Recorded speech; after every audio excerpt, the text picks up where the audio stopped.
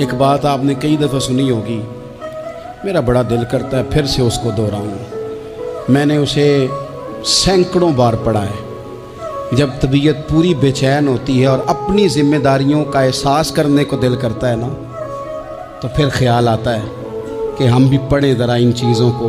بار بار پڑھتا ہوں تاکہ احساس ذمہ داری پیدا ہو۔ آپ کے غلام اسلم فرماتے ہیں رات کو میں اور جناب عمر نکلے تھے تو ایک مکان میں ہم نے دیکھا کہ ایک عورت نے نا، اس کے بچے بار بار شور کر رہے ہیں اور وہ کچھ پکا رہی ہے، آواز آ رہی ہے۔ تو حضرت عمر نے دروازے پہ دستک دی، کون ہے دروازے پہ؟ کہا میں ایک غلام ہوں۔ حضرت عمر کہتے ہیں غلام ہوں، بہن کیا مسئلہ ہے، بچے کیوں رو رہے ہیں؟ تو بی بی کہنے لگی تمہیں کیوں بتاؤں، جاؤ نا اپنا کام کرو۔ حضرت عمر نے اصرار کیا تو تلخ لہجے میں، جس سے غصہ نہیں کر جاتے حکمران، councillor, chairman, M P M N A ناراض نہیں ہو جاتے، اس تلخ لہجے میں بی بی کہنے لگی دعا کرو اللہ میرے اور عمر کے درمیان قیامت میں فیصلہ کرے۔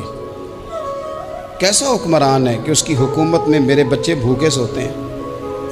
یہ میں نے پانی میں روڑے ڈال کے چڑھائے ہیں، لیکن یہ پیٹ کی بھوک یہ بڑی ڈاڈی ہوتی ہے، یہ نیند بھی نہیں آنے دیتی۔ خیال تھا رو دو کے سو جائیں گے، پر سو بھی نہیں رہے۔ حضرت فاروق اعظم دوڑے گئے، گھر سے سامان، اناج، غلہ کندھے پہ رکھا۔ خادم کہتے میں نے کہا کہ مجھے دے دیں۔ فرمانے لگے چل تو وعدہ کرنا قیامت میں بھی میرے بوجھ اٹھائے گا۔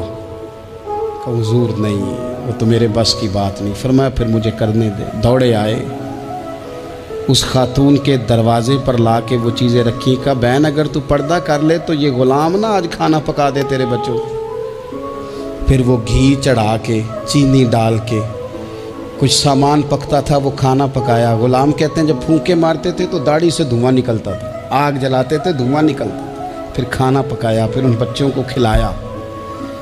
پھر حضرت عمر فاروق رضی اللہ تعالیٰ عنہ نا تھوڑے پیچھے بیٹھ گئے تو بچوں کے ساتھ اس طرح کی باتیں کرنے لگے کہ وہ ہنس پڑے۔ جناب اسلم کہتے بچے اس بیوہ کے ہنستے تھے، بچے ہنستے تھے اور عمر روتے تھے۔ جب وہ ہنستے تھے تو فاروق روتے تھے۔ پھر وہ بچے آہستہ آہستہ لیٹنے لگے، اور جب وہ سونے کی طرف بڑھنے لگے تو حضرت عمر کہنے لگے بہن میں جاؤں؟ کہنے لگی رب تیرا بھلا کرے، میرا کلیجہ پھٹ جاتا اگر میرے بچوں کو آج شام بھی روٹی نہ ملتی۔ تو سیدنا فاروق اعظم رضی اللہ تعالیٰ عنہ کہنے لگے پھر تو میرے لیے دعا کرے گی؟ کہنے لگی میں دعا کرتی ہوں اللہ عمر کی جگہ تیرے جیسا کو نیک آدمی بٹھا دے۔ تو حضرت عمر کہنے لگے ایک چھوٹی سی گزارش بھی مان لو گی؟ کا کیا؟ فرمانے لگے کوئی یہ میری خدمت اگر پسند آئی ہے تو عمر کو معاف نہیں کر دیتی؟ غلطی ہو گئی، اسے پتہ نہیں تھا۔ اپنے منہ سے کہنے لگے سیاںا بھی نہیں، باشعور بھی نہیں، اسے چاہیے تھا خلافت کی ذمہ داریاں نہ لیتا۔